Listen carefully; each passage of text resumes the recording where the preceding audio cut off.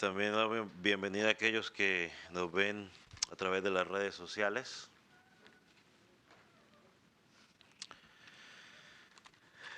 Hemos estado las últimas semanas ya estudiando sobre la doctrina del arrepentimiento.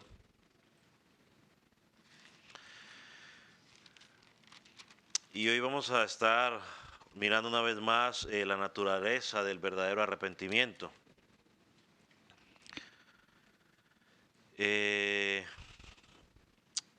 La semana pasada comenzamos a mirar el quinto ingrediente del arrepentimiento.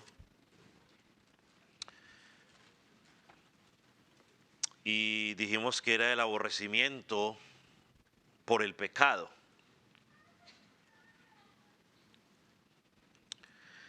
Y pensábamos o decíamos, déjeme hacer un resumen rápido para que usted pueda seguir en la línea. Decíamos, ¿cómo demostramos ese odio por el pecado? Y primero dijimos que se demuestra oponiéndonos al pecado. Segundo, dijimos que se demuestra por la esencia misma del pecado, o sea, identificar la esencia del pecado. Se demuestra también oponiéndonos no solo a nuestro pecado, sino al pecado de los demás. Así que en otras palabras dijimos que no celebramos ni ocultamos el pecado de otros, sino que cuando es necesario lo confrontamos. Y tomamos como ejemplo el apóstol Pablo cuando él confrontó el apóstol Pablo confrontó al apóstol Pablo. Pablo confrontó al apóstol Pedro por su pecado, ¿no? El pecado de la hipocresía, ¿no? Uno de los que tanto nos quejamos, pero creo que ha estado con nosotros desde que Adán y Eva pecaron. Cuando hablamos con los matrimonios le dijimos que ahí fue el primer acto de hipocresía, pues lo encontramos cuando Adán y Eva pecaron y trataron de cubrir sus vestiduras y presentarse delante de Dios como si nada hubiera pasado.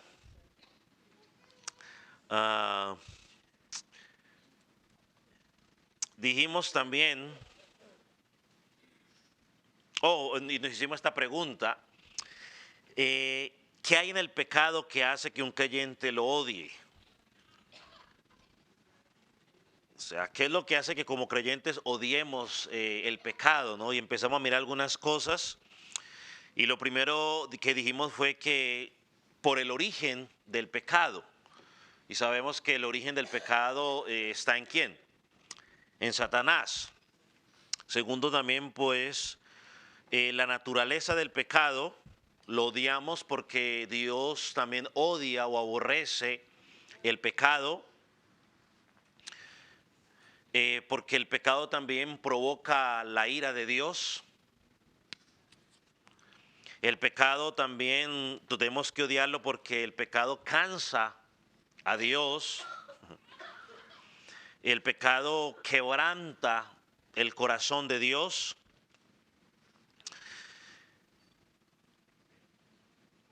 Y ahorita nos encontramos en este tercer lugar donde creo que vamos a comenzar a mirar, donde vamos a hacer una comparación, cómo la escritura nos habla en cuanto al pecado. Y aquí veremos qué tan horrible es el pecado. Una de las cosas que la Biblia o la escritura hace es que compara el pecado con la aflicción. Vamos a escribirlo por aquí. Compara el pecado con la aflicción. A ver, aflicción. ¿Así? Ok.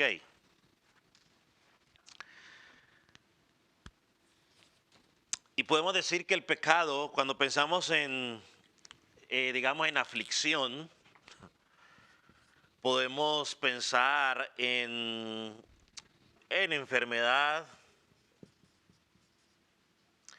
¿Cómo escribe enfermedad? Ya me olvidó. Enfermedad.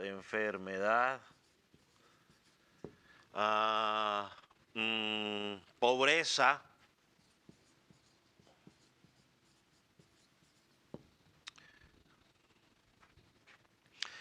Y cuando empezamos a comparar la aflicción con la pobreza, con la enfermedad o aún con la muerte, tenemos que decir que el pecado es peor que cualquier aflicción que tú y yo podamos estar padeciendo.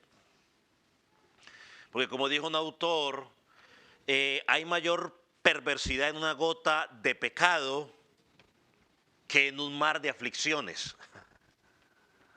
Hay mayor cantidad de perversidad en una gota de pecado que en un mar de aflicciones. ¿Por qué? Porque el pecado es la causa de las aflicciones. Y la causa muchas veces es peor que el efecto, ¿no? Cuando uno piensa en esto, es como si usted piensa en el pecado como que la espada de justicia de Dios está reposando quietica en la vaina, o sea, en el lugar donde se guarda la espada, hasta que el pecado hace que esa espada salga a cobrar justicia. Otra cosa que podemos decir es que en la Escritura, por ejemplo, en muchos lugares se nos dice que las aflicciones son buenas para nosotros. Vaya al Salmo 119, versículo 71, aunque vamos a leerlo de la traducción lenguaje actual. Salmo 119. En muchos lugares en la Escritura se nos dice que la aflicción es buena para nosotros. Alguien puede decir, ¿cómo va a ser buena para nosotros? Bueno, la Escritura lo dice, no lo digo yo. Mira lo que dice el salmista allí. En la versión traducción lenguaje actual está ya así, dice ahí. Dice, estuvo bien que me hiciera sufrir porque así entendí tus enseñanzas. Estuvo bien que me hiciera sufrir porque así entendí tus enseñanzas. Lo que está diciendo el salmista es que está reconociendo que en medio del sufrimiento le dio un mayor entendimiento de lo que Dios enseñaba, lo que Dios quería. Un ejemplo más claro también está en quién, en Job, ¿cierto? Ustedes recuerdan a Job, creo que todos conocemos la historia de Job. Se nos habla todo lo que era Job. Al principio se nos describe cómo era Job, un hombre temeroso de Dios, apartado del mal, íntegro. Puede usted agregarle obediencia y todo lo que usted quiera. Usted sabe que pasó por un momento de mucha aflicción. Vamos aquí, la descripción, digamos, pongamos aquí principio. Principio. No, mejor no pongamos principio, no, digamos antes de la aflicción. Aquí antes. Y aquí después. Después, tú sabes todo lo que pasó. Pero al final, después de la aflicción, al principio nos dice que era un hombre temeroso de Dios. Al final de la aflicción, él dice, de oídas te había oído, mas ahora mis ojos te ven. Es decir, que a lo largo de toda esta aflicción, él reconoció en esa palabra que ahora él verdaderamente conocía mucho mejor a Dios. Y en los momentos de aflicción muchas veces, en el momento nos cuesta, nos duele, nos hace llorar, pero al final es de bienestar para nosotros. El salmista lo dijo. Estuvo bien que me hiciera sufrir, porque así entendí tus enseñanzas. Y quizás usted y yo podemos estar pasando por algo en este momento. Usted no lo entiende, pero tenga la seguridad que si usted está en Cristo, su palabra no miente y dice que todas esas cosas van a ayudar para bien. Y muchas verdades de la Escritura usted las va a entender al final, digamos, de esas aflicciones. Y también podemos decir que aún la aflicción produce arrepentimiento. Vaya a Crónicas capítulo 33, versículo 12.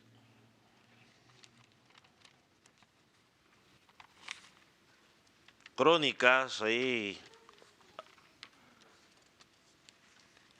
33, versículo 12.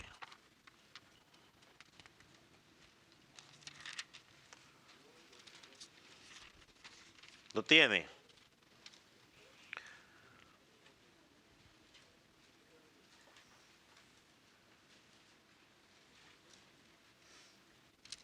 Dice, mas luego que fue puesto en angustia, no hablando de Manasés, oró a Jehová su Dios, humillado grandemente en la presencia del Dios de sus padres. O sea, la aflicción lo llevó al arrepentimiento, ¿no? Y creo que hace unas semanas mencionamos un poco de que hizo algunas cositas, pero luego Dios lo trató con él y llegó a un verdadero arrepentimiento. Algo más que podemos mirar, va a primera de Corintios 11, versículo 32. Este también lo voy a leer en dos versiones diferentes. Porque la aflicción muchas veces evita que caigamos en condenación. 1 Corintios 11:32. Como va a estar en su tablero, pues lo puede mirar ahí más fácil. O si lo quiere comparar con la escritura suya en Reina Valera, pues está bien. Dice, sin embargo, no traducción viviente. Dice, sin embargo, cuando el Señor nos juzga, nos está disciplinando para que no seamos condenados junto con el mundo.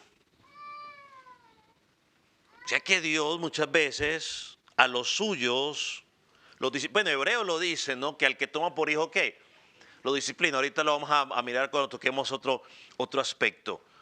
Pero nos está disciplinando para que no seamos condenados. Ahora mire cómo lo traduce la traducción lenguaje actual. Leyendo, voy a leer dos versículos para agarrar la idea completa. Dice, el Señor Jesucristo se fija en nuestra conducta. Él nos corrige para que aprendamos y para que así no tengamos que ser castigados junto con la gente de este mundo que no cree en Él. Si pensamos bien, lo hacemos, no seremos castigados. Así que, hermano, muchas veces la aflicción es de bendición para nuestra vida.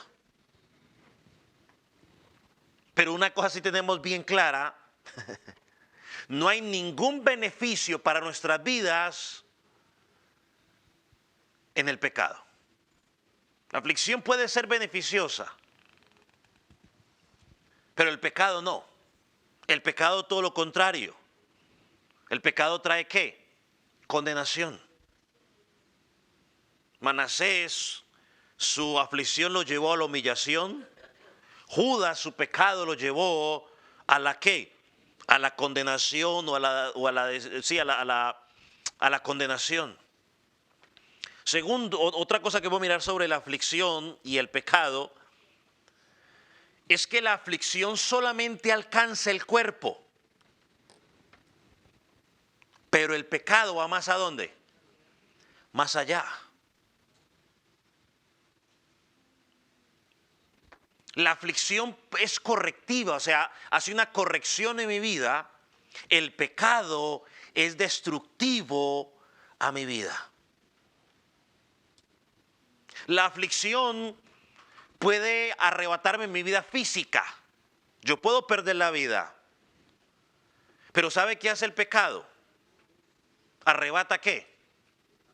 El alma. Y es una grande diferencia.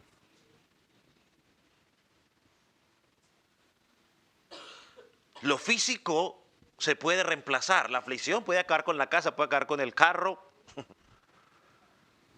Pero lo espiritual no tiene reemplazo. Cuando pensaba en esto, pensaba en Lucas 12:20, donde está este hombre feliz de la vida por todas las riquezas que tiene. Y dice que hace una bodega más grande para guardar todo lo que tiene. Y dice a sí mismo, oh, pues alma mía, gózate, disfruta la vida. Y mire lo que el Señor le contesta en el versículo 20 de Lucas 12. Pero Dios le dijo, necio, esta noche vienen a pedirte tu alma y lo que has provisto, ¿de quién será?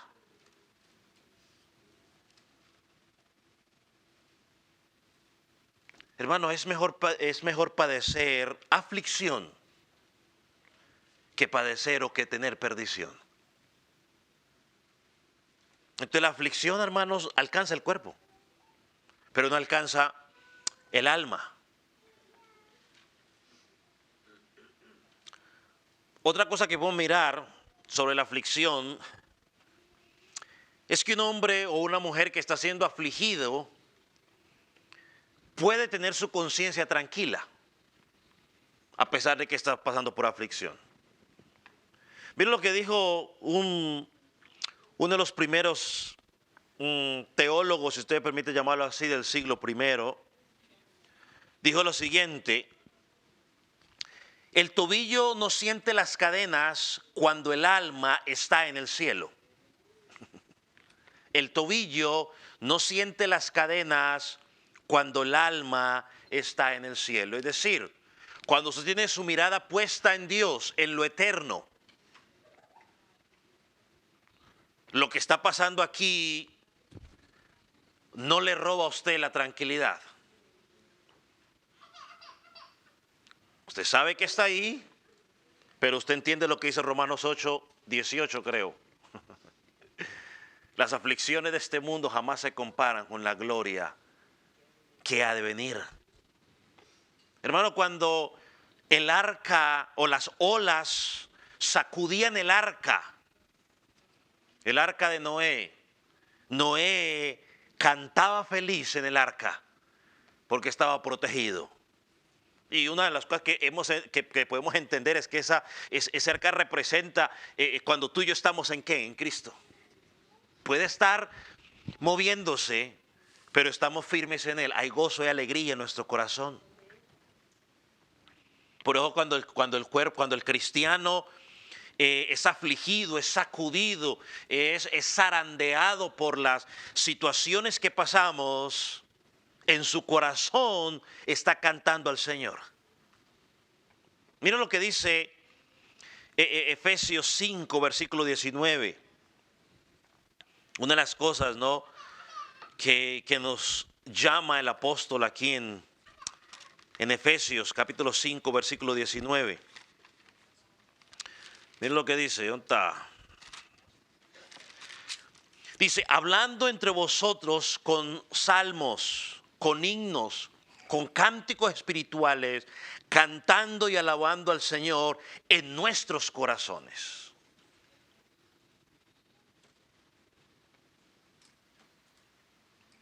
Podríamos pensar también en lo que describe Hechos capítulo 16, versículo 25 al 40, no lo vamos a leer, pero usted conoce la historia. Pablo, Silas estaban en lo más profundo de la cárcel,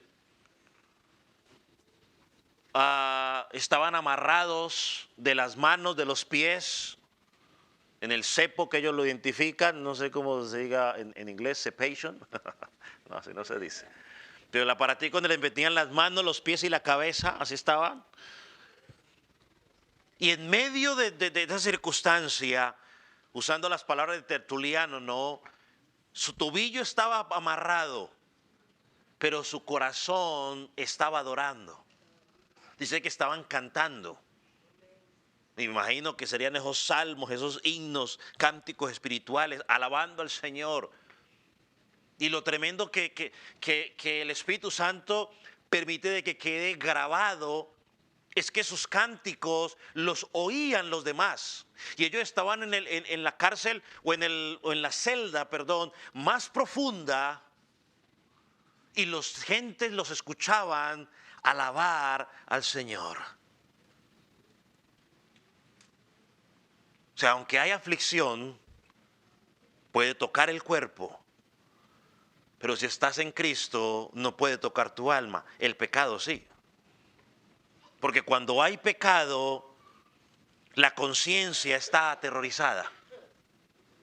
Y eso usted lo puede ver, el ejemplo más claro usted lo puede ver en Adán y Eva. Una vez que ellos pecaron, el terror se apoderó de ellos. Se quisieron esconder, quisieron arreglar todo, porque eso hace el pecado.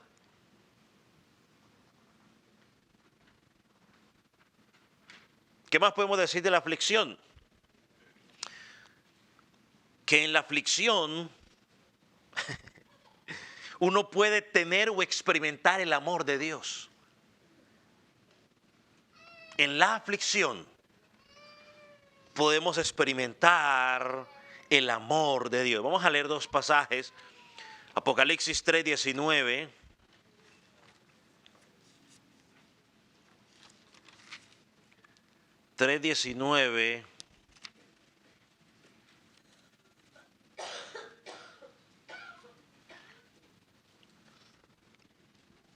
Dice, yo reprendo y castigo ¿a quiénes? A todos los que amo. Sé pues celoso y arrepiéntete.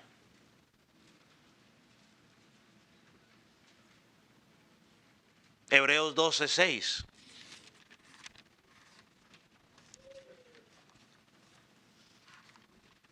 Estos son los versículos que casi no nos gustan, pero si lo entendemos, debería gustarnos y darle gracias a Dios. Hebreos 12:6.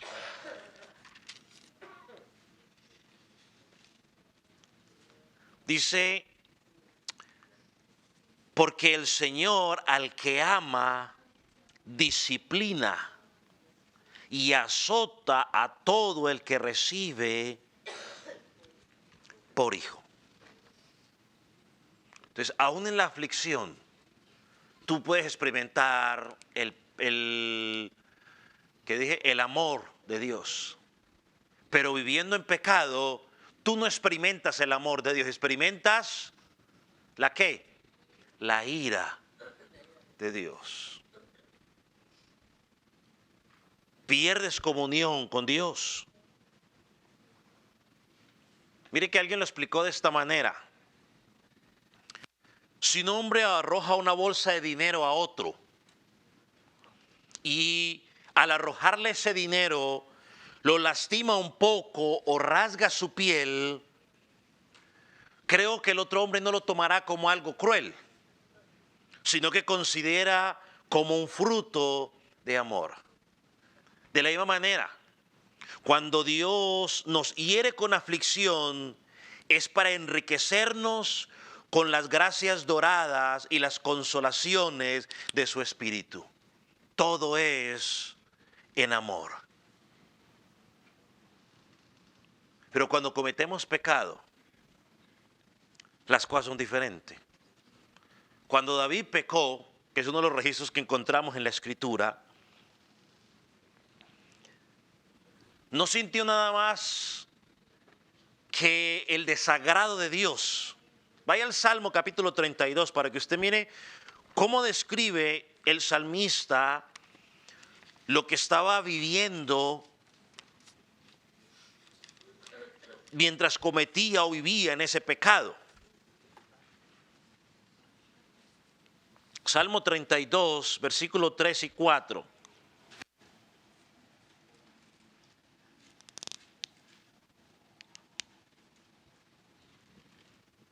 Además, si usted lee el versículo 2, mire lo que dice: bienaventurado el hombre a quien Jehová no inculpa, no culpa de iniquidad, o sea, de pecado. Dice feliz, bienaventurado, y en cuyo espíritu no hay engaño. Ahora mire lo que dice el versículo 3. Mientras callé, dice, envejecieron mis huesos. Es mi gemir todo el día, porque de día y de noche se agravó sobre mí tu mano. Se volvió mi verdor en sequedad de verano. Es decir, que aunque quizás los del mundo o yo me pueda presentar aparentemente delante de todos como si nada estuviera pasando, con una sonrisa de oreja a oreja, internamente, dice el salmista, ese pecado o el ocultar ese pecado me estaba consumiendo internamente. Y mire bueno, aquí en verano lo vemos, lo que pasa, ¿no? Cuando hay la sequedad que hay. Y muchas veces los pastos verdes comienzan a volverse un poquitico así medio amarillos si no hay agua. Ahora imagínense eso en el desierto. Bueno, si alguien ha estado en el desierto, pues tendrá una mayor idea de lo que se está hablando. Los que no hemos estado en el desierto, pues nos toca ver una película e imaginárnoslo. Pero así lo escribe el salmista: mientras callé.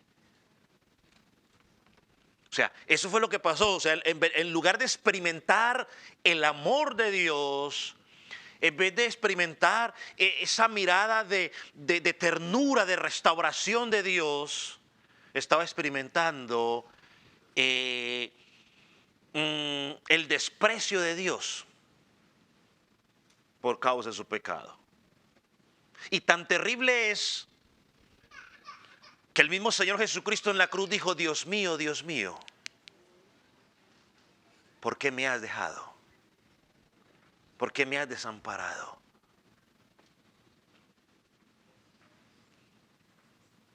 Forsaken me, ¿no es que se dice algo así? ¿Por qué me has dejado? Wow. Hermano, es evidente que el pecado es peor que la aflicción. ¿Sabe por qué? Porque el peor o el mayor juicio que Dios impone a un hombre en su vida es dejarlo pecar sin control. Eso es lo peor. A veces la gente dice: ay, pero es que pastor, la gente hace mal y no les pasa nada. Hermano, eso es lo peor. Mira lo que dice el Salmo 81, versículo 12. Y lo vamos hasta unos versículos, quizás el más contundente. Bueno, no es este, sino otro que vamos a leer. Pero mira que dice Salmo 81, versículo 12. Salmo 81,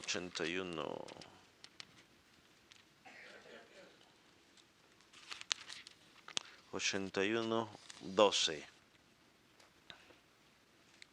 Dice: los dejé, por tanto, a la dureza de su corazón, caminaron en sus propios consejos. Dice Dios: yo los dejé. Como cuando usted dice a alguien que haga lo que quiera. Bueno, es eso. Muchos muchachos o los hijos a veces quisieran que el padre dijera: ¿sabe qué? Haga lo que quiera. Porque cuando usted le dice haga lo que quiera, lo que está diciendo es simplemente dele rienda suelta a su... Y uno cree como muchacho que son las palabras más hermosas que uno puede escuchar. Pero en realidad son las peores. Ahora, mírenlo cómo lo traduce la Nueva Traducción Viviente.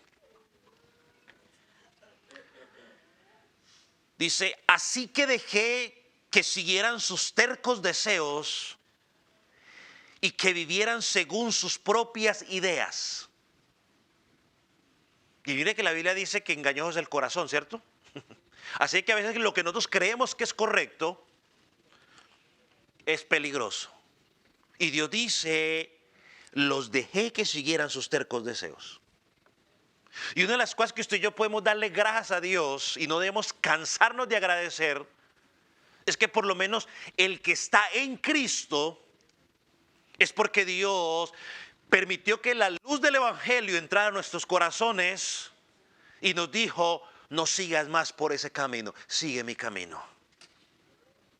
No camines más el camino ancho, camina el camino angosto. Ahora, quizás uno de los pasajes más claros es Romanos 1. Romanos 1, versículo 23. Y por ejemplo, ahorita que me acuerdo, quizás no lo tenía, pero vamos a decirlo, mientras usted busca. Por ejemplo, en Génesis, cuando habla de que endureció el corazón de Faraón, lo que simplemente está diciendo es que Dios dejó que Faraón actuara en su propia libertad. Miren lo que dice Romanos 1:24. Por lo cual Dios los entregó a la inmundicia en las concupiscencias de sus corazones, de modo que entre sí, de modo que deshonraron entre sí sus propios cuerpos. Dios los entregó. Así que cuando se pregunta, pero ¿por qué siguen así, hermano? Pues dele gracias a Dios porque Dios intervino en su vida. Y usted puede decir, yo hoy estoy aquí es porque Él intervino en mi vida. Me mostró que iba por el camino equivocado. No me dejó más allí, en ese camino de perdición. Entonces, si entregar a un hombre a sus pecados es el mal más terrible, entonces el pecado es mucho peor que la aflicción. Por lo tanto, como creyentes, si nos hemos arrepentido verdaderamente, debemos odiar el pecado.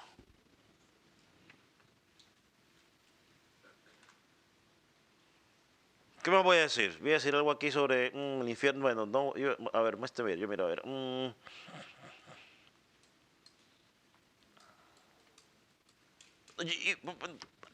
Rápidamente. Podríamos comparar el pecado con el infierno para ver que el pecado es peor, porque como ya estudiamos, el infierno es un lugar de tormento, un tormento eterno, pero la razón por la cual alguien termina en el infierno es por causa del pecado. Porque muere en sus delitos y pecados.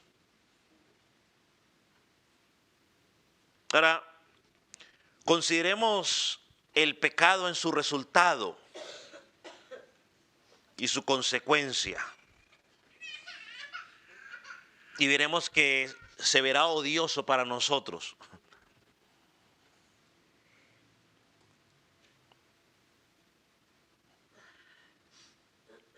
El pecado alcanza el cuerpo, o sea, el pecado nos ha expuesto a una variedad de miserias. Yo no sé si usted ha escuchado la leyenda o la historia del caballo de Troya. No, de Trojan Horse. Ajá. Que según la historia, ¿no? Metieron el caballito para traer un regalo, supuestamente para traerle paz. Estaban en guerra, pero por dentro estaban unos soldados del caballo este. A medianoche, cuando todos estaban durmiendo y pensado que todo había pasado, se bajaron los enemigos del caballo este de Troya y allí fue la derrota de este pueblo, ¿no? Se puede buscar luego esa historia con más tiempo y leerla con mayor detalle.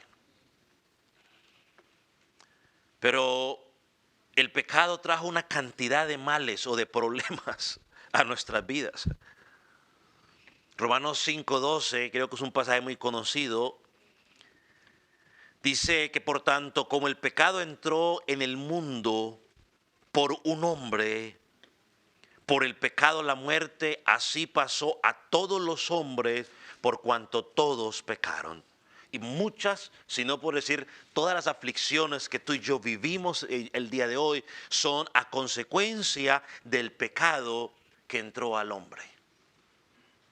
Lo que fue diseñado por Dios para traer bendición ahora se complicó la cosa. Punto que Dios le dijo al hombre, ¿no? Él trabajaba y él labraba la tierra antes de pecado. Pero cuando entró el pecado, ahora Dios le dijo, ¿ahora con qué? Con sudor. O sea, ahora te va a costar. Y había un placer en la esposa de someterse a su esposo, pero entró el pecado y Dios le dijo, ahora tu deseo será para tu marido. Y desde ese día hasta hoy, ella ha querido usurpar el lugar que le corresponde al esposo. Y hasta que Cristo venga no se solucionará ese problema.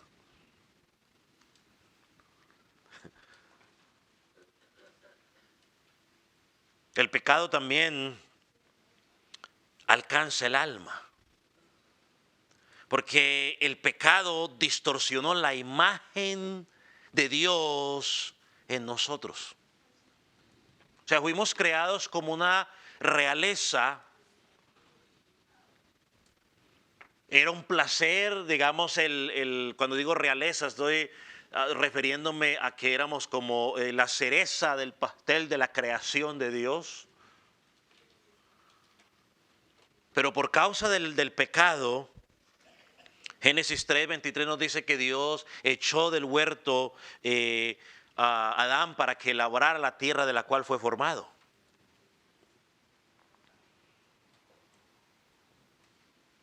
Entonces, esa imagen que teníamos con Dios, que nos permitía relacionarnos con Dios libremente, hermano, fue afectada, se perdió. Por eso fue que cuando Adán escuchó la voz de Dios, en lugar de acercarse a él, ¿qué hizo? Se alejó. Creo que todos tenemos eso bien claro. Entonces el resultado del pecado es que esa imagen fue distorsionada. Y una forma, digamos, de explicar esa distorsión de la imagen de Dios, en el hombre caído, es como el parabrisas de un carro que ha sido roto. El cristal roto está allí, pero no funciona bien. Es peligroso manejar con él, es cosas así. No puede usted ver con claridad. Entonces, de la misma manera, los seres humanos caímos en pecado, nos hicimos culpables, nos alejamos de Dios, nos corrompimos en pensamientos y deseos, y nuestra comunión con Él fue rota. Cuando nosotros hoy estamos en Cristo, por eso Primera de Juan 2:9 nos llama constantemente a arrepentirnos, porque cuando pecamos, nuestra comunión con Él se ve ¿qué? Afectada. Entonces, el pecado nos ha traído una desgracia.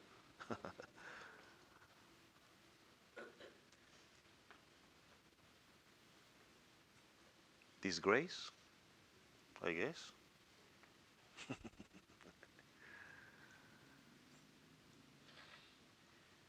Nos ha traído una desgracia. Nos quitó ese escudo de inocencia. Y eso no es todo. Nos separó de la visión santa de Dios. En esa presencia donde hay plenitud de gozo. Entonces, hermano, esos son una radiografía a grandes rasgos de lo que es el pecado. Por tal razón, el creyente tiene que odiar el pecado. Y quizás esta no sea una muy buena comparación, no sea la mejor comparación, pero pues vamos a compararla. De la misma manera como Amón sentía amor hacia Tamar, pero luego la despreció mayormente. Ya el amor que sentía por ella se convirtió en desprecio. Así debe ser nuestra vida con el pecado ahora que estamos en Cristo. Antes amábamos el pecado, nos disfrutábamos estar, nos deleitábamos en él. Pero ahora que conocemos lo que es el pecado, en lugar de amarlo, tenemos que odiarlo, correr de él. Ese es el quinto ingrediente del arrepentimiento. Si Dios nos da vida, la próxima semana miraremos el sexto y último ingrediente del arrepentimiento, que es el abandono del pecado.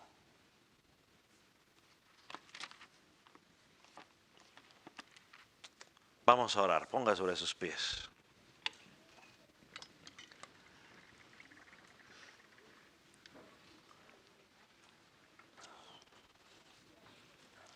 Padre, gracias por tu palabra.